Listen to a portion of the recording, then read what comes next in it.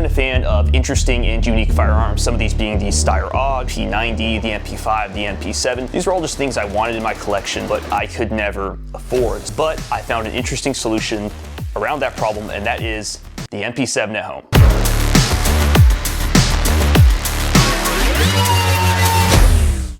First off, what is the MP7 and why is it so cool? The MP7 is a really small, subcompact setup designed to get a pretty powerful round for its size into a very small package that was concealable, where you could still mount a variety of accessories to. So this had to have your optics, your lasers, your suppressors, and have to be able to accept high mag capacity. And so the MP7 was born out of a project that included things like the P90 for contract. And these really didn't go into large overall use with military forces. They did get some special forces use, and because they were so limited in their use, they were the cool guy gun, and that's why they became so desirable. And even now today, because of their still so limited use in military units all over the world, it's why they're so sought after and rare. They're really hard to get, and the price on them is astronomical. As an actual platform itself, the MP7 was an effective platform at its purpose. Is it something that I think compares to the AR for the average civilian? No, you should just get an AR for most use cases, but it does have its place, and it's something that's cool enough that I do think it has some application. I mean, clearly it has some application. It saw a lot of use. Police, you're under arrest! This is the MP7 at home. This is a conversion kit that we're gonna build out, so it's not built out right now, for the KelTec CP33 that makes it look and function like an MP7. KelTec itself already makes interesting and unique firearms, one of them being the CP33 right here, which is their 22 pistol. Does not come with a suppressor or the aftermarket charging handle. But this pistol, because of its unique factors, is going to make it really easy to convert into an MP7 at home. There are a lot of changes on this specific pistol from your average handgun that you may find, a couple of them being just as an aesthetic choice, the size and the grip size of this firearm, which really help us out there. But there's also some really functional changes that are going to be significant. There is a whole ton of Picatinny rail on the top of this firearm, which we aren't actually going to use at all. However, the idea of a non-reciprocating slide is very critical to the design of what we're going to do here. The inside of the upper receiver, right here on the side, and this is actuated by a charging handle in the rear, but it's styled in a reflection of the MP7 charging handle, which likewise is also kind of like an AR-15 charging handle, but not really. There's a thumb safety on the side of the firearm in a very similar position and type to the MP7, and there is a thumb button release for the magazine right here on the bottom, again, very similar to the MP7. They're the same picture. So out of the box with the CP33, we already have a general firearm which is pretty similar to the MP7, obviously different in caliber, but we can make it look a lot closer to that, and we can make it more functional by using a conversion kit, which we got from FarrowTech. But FarrowTech is a really interesting company. They make a lot of different parts and conversion kits for firearms like this to make them more functional and more reflective of various clone style builds like the MP7. I have an MP7. I've got a couple different parts for the FarrowTech build to make this work. I've also opted for magazine extensions right here, which mimic the look of the real MP7. So let's get to putting this together. We're gonna put on the lower handguard first, because that seems to be the easiest out of all the parts. Now that's screwed in. Next, let's move on to the actual top rail right here. There's two QD mounts for slings on either side of the back, and there's the lock bar for the brace. I'm not sure how the tolerances are on this, so I don't want to put them out. I don't like these screws. Extremely malleable. I'm trying not to screw them in too far because I'm worried if I screw them in, I'm going to strip them. We are getting a significant height shift in the riser over your bore now. We'll see how that changes the function of the firearm. So let's put on the finishing touches now. Sits pretty flush on the back there. That's fine. Extends nicely, easily. All right, is it usable in a collapsed form? Not really. Should be fine though. Not really a big deal. And it's really coming together. This is the idea of the MP7 at home. We took a very slimline CP33 and added on all these accessories to now make it a lot larger. I picked out two specific accessories from the Defense Distributor's warehouse.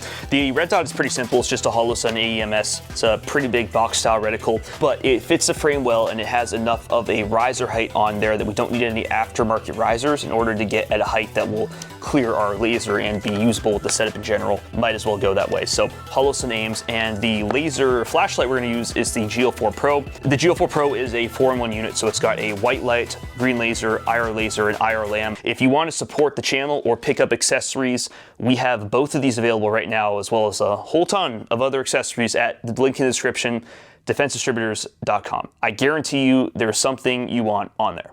I guarantee it. Oh, there we go, popped right on. Fitment was fine on both of those. I think that's one to call it. So let's head to the range and let's actually test it out, see what we get in terms of reliability, functionality, how this all meshes together.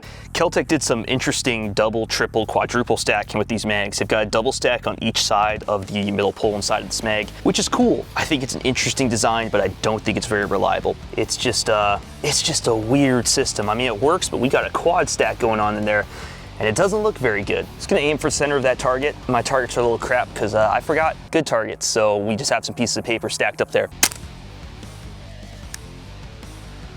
I think we're a couple inches low, if not just an inch low. Yeah, we're a tiny bit low, so I'm just gonna make a quick adjustment. All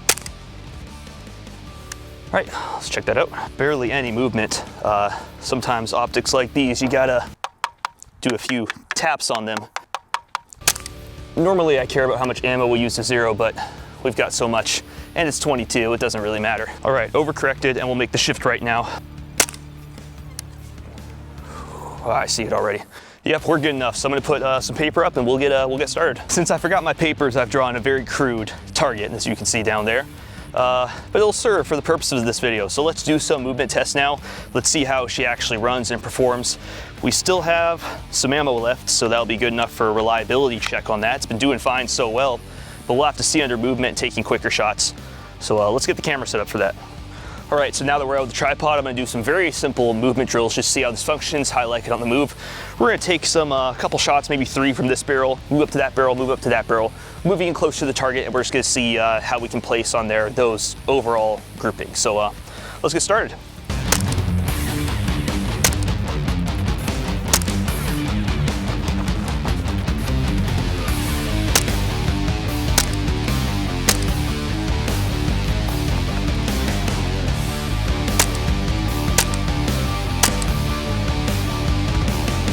Felt fine to shoot, total breeze, ammo cycled well, wasn't noticing any problems. Given my skill level as a shooter, our grouping is fine. We got a couple MOA in there, so, you know, I'm perfectly content with that. So we are hitting consistently all 9 holes. Welcome to 9-Hole Reviews. Let's cycle through a bit more of that, see if we can actually induce some malfunctions. Let's shoot a little quicker. Problem with these mags is when you get a jam bad. Just loading the mags. Something about the motion though, it just likes to double feed and stuff or get 2 rounds stuck. Now the magazine hasn't had any issues in actual functionality, which is good from a reliance standpoint. In fact, the only real problems we've had is on load and on that 145 round. Speed loaders loading it or the mag. The speed loader had pretty good reviews, which is why I'm surprised by it, and the functionality behind it is great. Gotta go fast, gotta go fast, gotta go faster, faster, faster, faster, faster. So anyways, we made it through over 30 rounds through this magazine. We only had one problem out of the crappy ammo. And from what it looked like, I was trying to move as quickly as possible, clear the malfunction. It looked like it was failure to feed. Just didn't pop another round in. Looked like it ejected properly though. Didn't see anything in the chamber, didn't see anything fly out. So reloaded the mag, dropped the bolts again, and everything was fine. So we only had that one malfunction. For self-defense application, you don't ever want to have that malfunction. From a fun standpoint, heck yeah. And yes, we did have that one malfunction, but if I'm just having fun on the range, okay, cool. That's okay, that's perfectly fine. Now here's where the issues come in with this as a platform. We've already established it's a lot of fun to use. The problem with it, one being what we experienced on the range today, it did have a couple malfunctions. And I don't think that was just the ammo type. I think that was just the way the mag is designed, the way the gun's designed. It's gonna have some issues really penetrating or getting some of the better ballistics that 9mm or a 5.56 definitely, or 5.7. There's some limiting factors there for sure. Not a fan of that, but that's kind of what you have to do to get quad stack 22 in this thing. Other than that, everything on this build fits really, really well. And I'd say from a fun perspective, this is great. So to end this review off, where would I use this gun and where wouldn't I use this gun? Obviously, as we've established, I wouldn't use this gun in a self-defense standpoint just because we are having some malfunctions and it is a 22. In terms of the fun aspects of this, I would absolutely use this for a fun range day, for playing around at night, and for varmint hunting or hunting-like activities. I think it fits that role really, really well, and it is super, super small. KelTec, great job with the CP33 in terms of being able to bring about this platform, and FarrowTech, great job of taking the CP33 and making it way more usable. So, and look like an MP7. So MP7 at home, I love it. Absolutely fun toy, and I will be bringing it out to a lot more range days. If you want to get any of the accessories, the laser, the optic, anything else, head over to defensedistributors.com. The link's in the description.